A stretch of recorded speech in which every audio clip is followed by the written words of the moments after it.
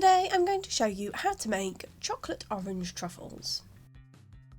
You will need 100 grams of milk chocolate, 50 millilitres of double cream, 1 teaspoon of orange extract, and approximately 3 tablespoons of icing sugar.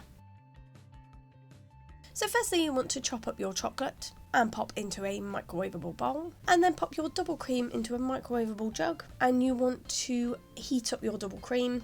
If you want to do it on the stove, you can do. It's just such a small amount of cream. It's better to do it in the microwave. So pop your cream into the microwave 30 seconds at a time. Keep an eye on it though, because if it gets too hot, it will just expand and fill your microwave, which has happened a few times. And once that cream is lovely and hot, you then want to pour it on top of your chocolate.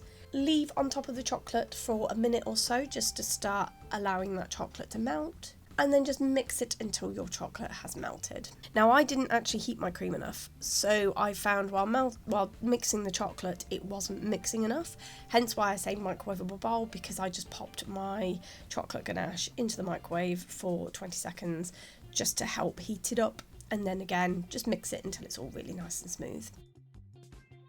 And then you want to add your orange extract, again just giving it a really good mix until well incorporated.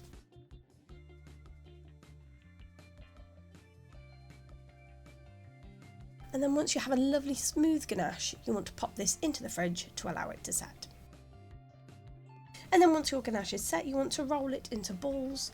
I spray my hands with a flavourless oil, so I use vegetable oil, and this is just going to help the ganache not stick to your hands.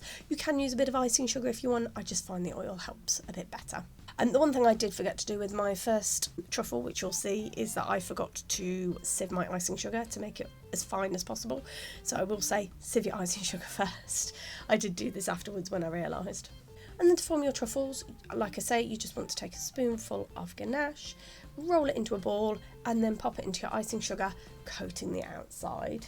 I use some petit four cases just to make it look pretty, but if you don't have them, you absolutely don't need them. You can just put them on a lined tray with baking paper.